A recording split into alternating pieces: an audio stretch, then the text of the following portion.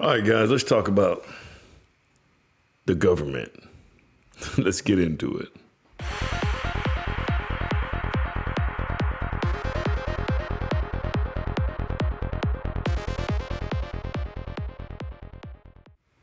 All right, guys, this is Emmett Stallworth again, the Alpha Builder.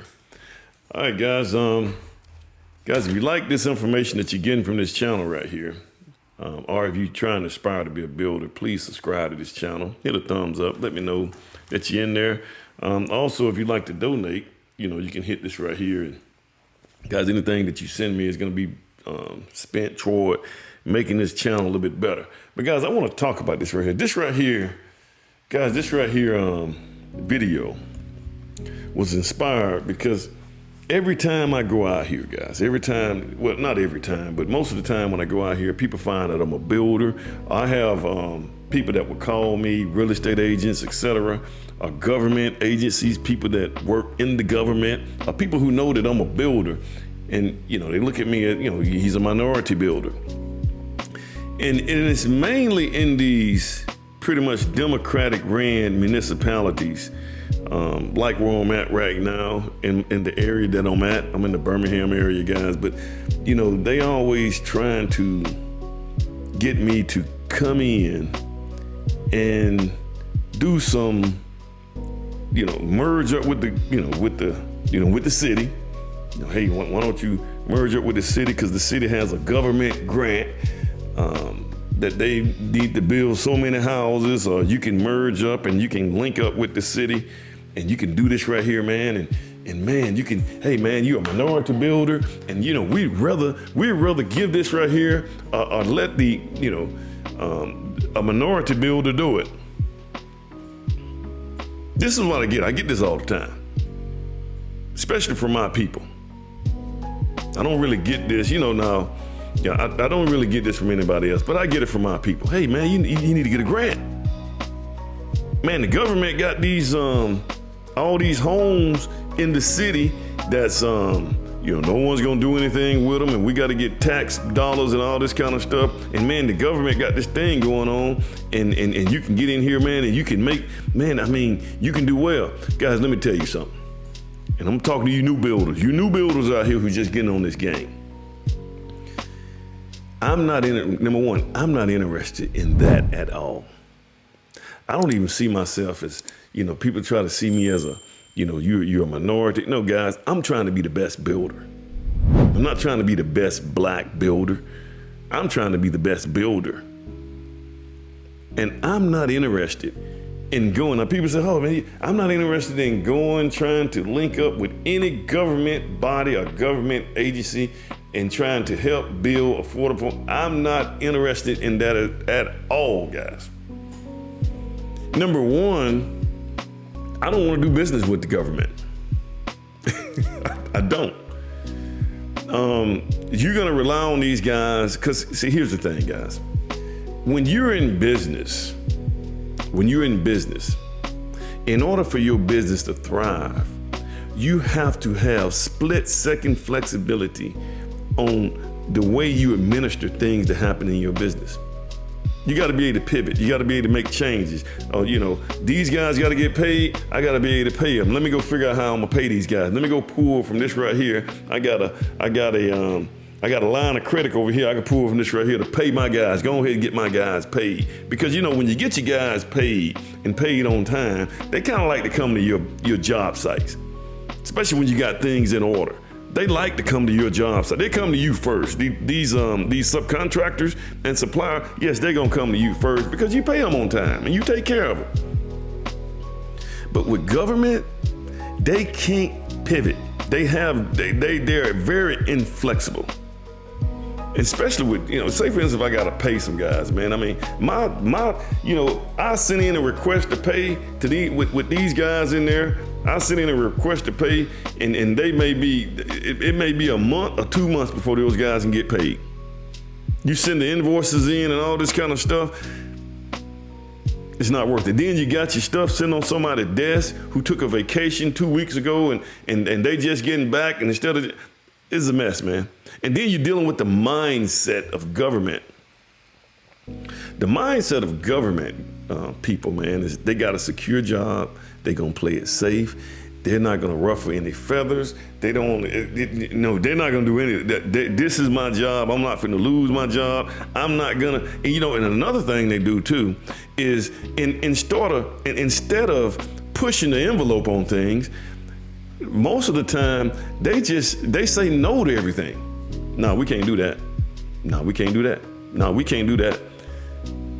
And the reason they say that so much is because no is the safest thing that you can say. It's safe. Keep my job security.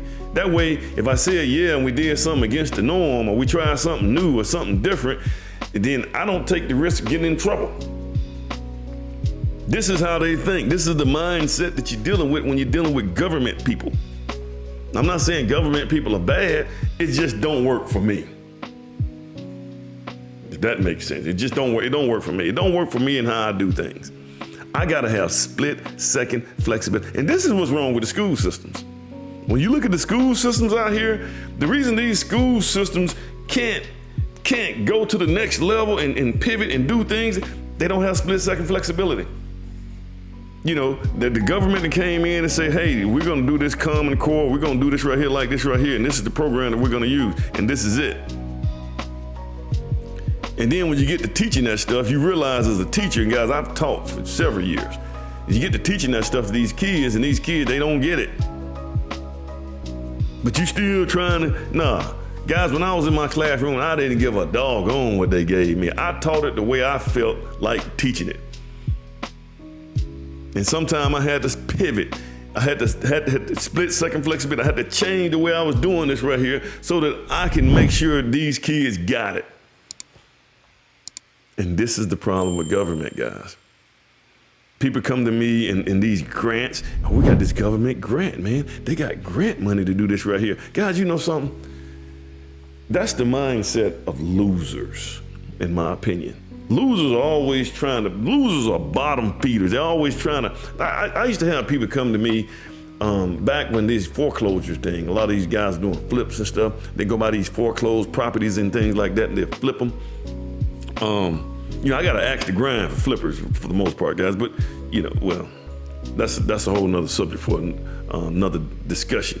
But guys, so they was doing these, a lot of these foreclosures. A lot of people were foreclosed, like in 2007 and stuff like that. They were doing these foreclosures. They were buying foreclosures, flipping them and selling them and doing what they were doing. But guys, these foreclosures, man,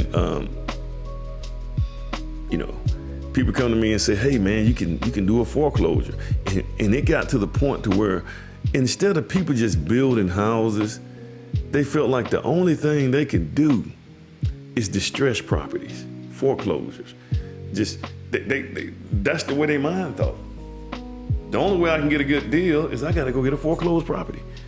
You can actually get a good deal if you built something from ground up. You could. And I just look at that, guys. I mean, I don't. And you got these, and back on the teachers. I just think the teachers are, guys. I'm not trying to say anything very negative about school teachers. I think they should be paid more. But a lot of teachers are people, they got a secure job, especially when they get tenure. They get a job, and this is it. They're not trying to go out here and start businesses in most cases. And this is just kind of it. This is the mindset that they have. It's totally different than someone who's an entrepreneur.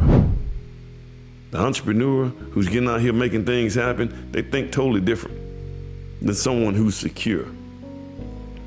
So I realize, guys, if you got if you sitting here talking about foreclosures and man, we can get grants from the city and stuff like that, I just think there's a certain mindset. In my opinion, man, that's a loser mindset. A loser mindset is always looking for a hookup or some kind of easy way to do things. Like with grants and stuff, I just, guys, here's what I found. This is a little story I have, guys. When I was a teacher, guys, I used to teach mathematics at an inner city school here in the Birmingham area when I first started teaching. And guys, I taught back when we used to have the, I used to do a lesson, and I had an overhead projector.